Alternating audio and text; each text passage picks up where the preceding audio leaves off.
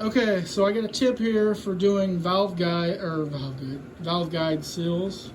Uh, anyways, these are valve seals that I'm doing, and I don't have the right tool or whatever, and they have a metal ring around them to where you don't want to mess it up.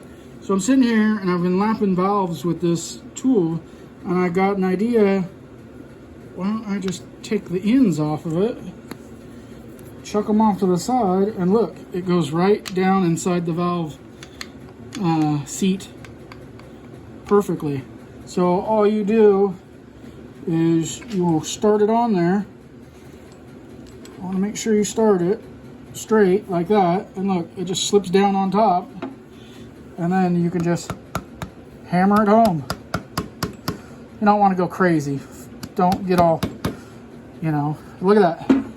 Look at how easy that was.